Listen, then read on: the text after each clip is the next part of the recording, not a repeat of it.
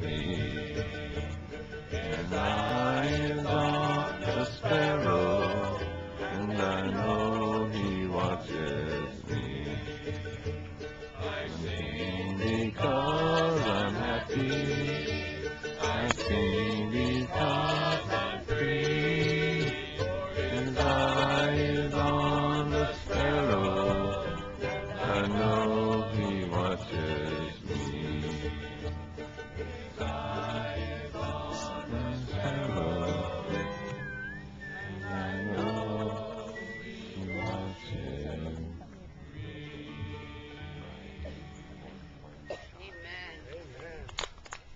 And I dreamed that I died and went to heaven. But that was the good part. But it was cool, though, because it was really cool because I was on the right, Sam, I was on the right hand of Jesus. It was me and the Lord. We were like two peas in a pod. We was like peas and carrots, Lieutenant Dan. It was good. And I was right. And as far as I could see was just an ocean of people. I mean, just praising and worshiping God. And way, way, way in the back, you couldn't even see her itty-bitty head, was my wife, Laura. And I'm thinking, you know, she was the one that held me together. She was the rock that backed me up for this. Why is it that I get to be next to Jesus and Laura don't? And then, of course, my head started to swell a little bit. I started thinking I always knew I was holier than her. And so I asked the Lord, you know, I said, Lord, I mean, I don't complain. I'm really glad to be here next to you, man. This is great. But why is it that you got my wife? I can't even see her, you know, and I'm all... And God says, because between the two of you, she's the only one I can trust out of my sight.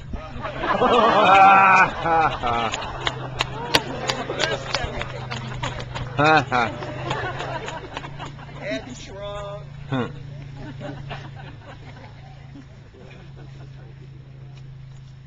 You know, in my walk as a Christian, I don't even like using that word anymore. I'd like to say believer, because everybody and their mother's a Christian. Now, as my walk as a believer, there's been times in my life where I have said, Lord, where are you at? I feel so far from you. I could go to church when I get to go to church on Sunday and just feel so in tune to God, you know, and walk out of there like, yeah, this is good. And wake up Monday morning and it's like, oh my gosh, what did I do in my sleep to mess this relationship up? You know? And he is like nowhere near.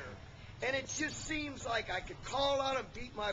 And it's like sometimes, you know, people say, well, you could talk to God like you talk to your best friend. And that's true. But when I'm talking to my best friend, he's usually answering back.